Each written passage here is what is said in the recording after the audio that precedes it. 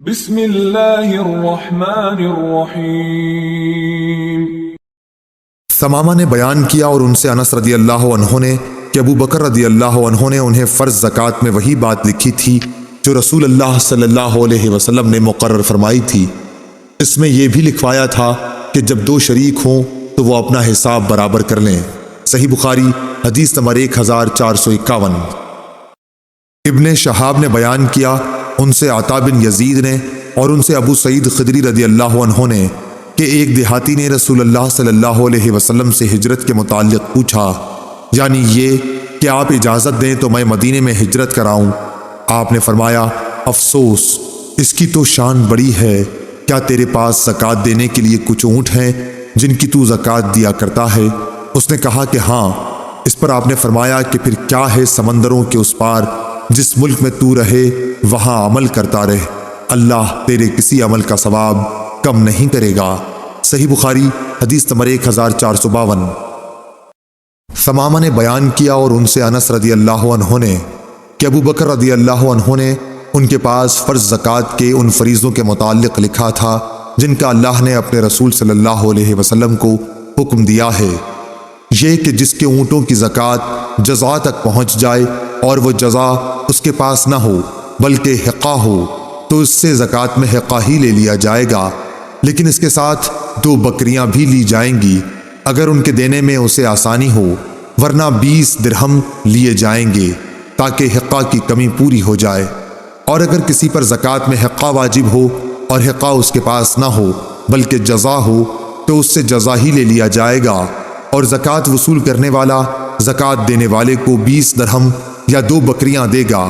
اور اگر کسی پر زکوٰۃ حقہ کے برابر واجب ہو گئی اور اس کے پاس صرف بنت لبون ہے تو اس سے بنت لبون لے لی جائے گی، اور زکوٰۃ دینے والے کو 2 بکریاں یا 20 درہم ساتھ میں اور دینے پڑیں گے۔ اور اگر کسی پر زکوٰۃ میں بنت لبون واجب ہو اور اس کے پاس حقہ ہو تو حقہ ہی اس سے لے لیا جائے گا، اور اس صورت میں زکوٰۃ وصول کرنے والا 20 درہم یا 2 بکریاں زکوٰۃ دینے والے کو دے گا۔ اور کسی کے پاس زکوٰۃ میں بنت لبون واجب ہو اور بنت لبون اس کے پاس نہیں بلکہ بنت مخاض ہے تو اس سے بنت مخاض ہی لے لیا جائے گا، لیکن زکوٰۃ دینے والا اس کے ساتھ 20 درہم یا 2 بکریاں دے گا۔ صحیح بخاری حدیث نمبر 1453۔ ثمامہ بن عبداللہ بن انس نے بیان کیا ان سے انس بن مالک رضی اللہ عنہ نے کہ ابو بکر رضی اللہ عنہ نے جب انہیں بحرین کا حاکم بنا کر بھیجا تو ان کو یہ پروانہ لکھ دیا، شروع اللہ کے نام سے جو بڑا مہربان نہایت رحم کرنے والا ہے۔ یہ زکوٰۃ کا وہ فریضہ ہے جسے رسول اللہ صلی اللہ علیہ وسلم نے مسلمانوں کے لیے فرض قرار دیا ہے، اور رسول اللہ صلی اللہ علیہ وسلم کو اللہ تعالی نے اس کا حکم دیا،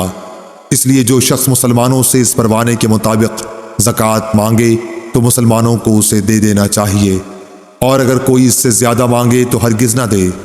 24 یا اس سے کم اونٹوں میں ہر 5 اونٹ پر 1 بکری دینی ہوگی، 5 سے کم میں کچھ نہیں،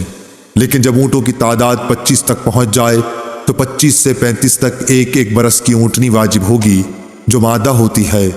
جب اونٹ کی تعداد 36 تک پہنچ جائے تو 36 سے 45 تک 2 برس کی مادہ واجب ہوگی۔ جب تعداد 46 تک پہنچ جائے تو 46 سے 60 تک میں 3 برس کی اونٹنی واجب ہوگی جو جفتی کے قابل ہوتی ہے۔ جب تعداد 61 تک پہنچ جائے تو 61 سے 75 تک 4 برس کی مادہ واجب ہوگی۔ جب تعداد 76 تک پہنچ جائے تو 76 سے 90 تک 2 برس کی 2 اونٹنیاں واجب ہوں گی۔ جب تعداد 91 تک پہنچ جائے تو 91 سے 120 تک 3 برس کی 2 اونٹنیاں واجب ہوں گی جو جفتی کے قابل ہوں۔ پھر 120 سے بھی تعداد آگے بڑھ جائے تو ہر 40 پر 2 برس کی اونٹنی واجب ہوگی، اور ہر 50 پر 3 برس کی۔ اور اگر کسی کے پاس 4 اونٹ سے زیادہ نہیں تو اس پر زکوٰۃ واجب نہ ہوگی، مگر جب ان کا مالک اپنی خوشی سے کچھ دے، اور ان بکریوں کی زکوٰۃ جو سال کے اکثر حصے جنگل یا میدان وغیرہ میں چر کر گزارتی ہیں،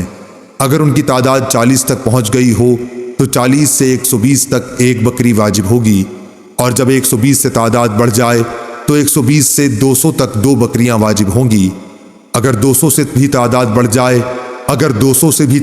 بڑھ جائے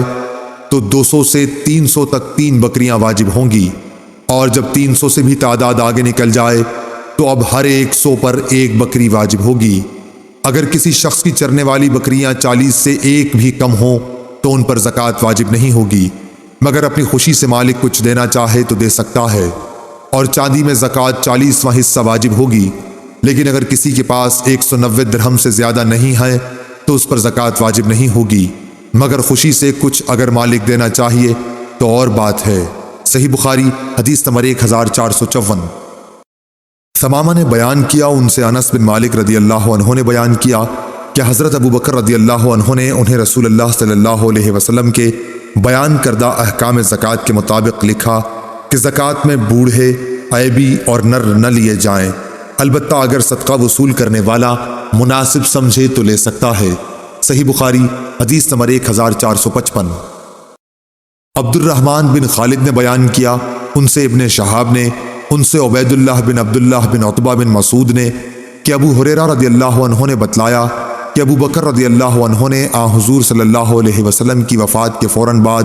زکوٰۃ دینے سے انکار کرنے والوں کے متعلق فرمایا تھا،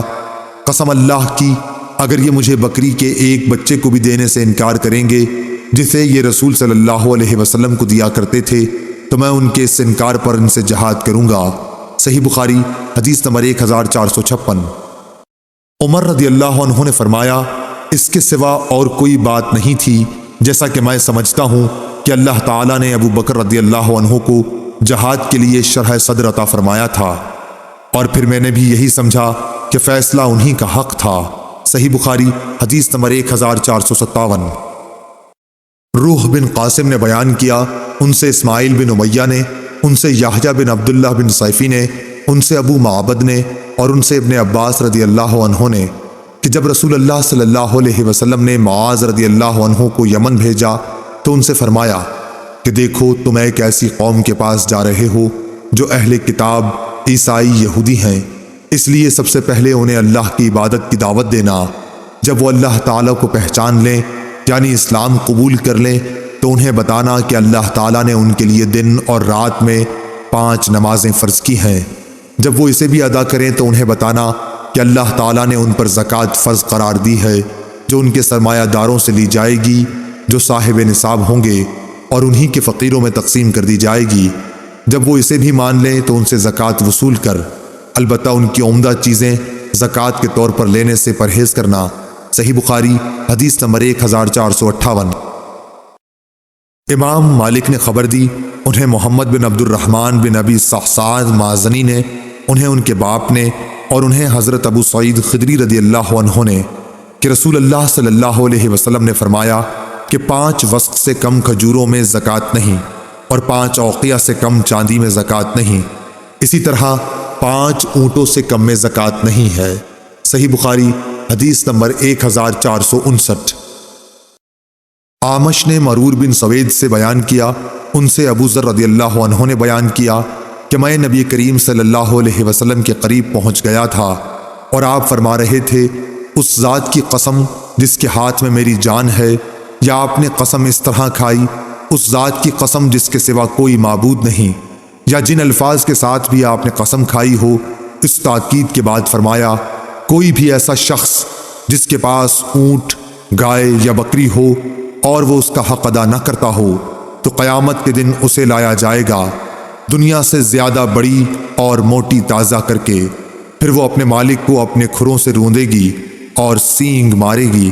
جب آخری جانور اس پر سے گزر جائے گا تو پہلا جانور پھر لوٹ کر آئے گا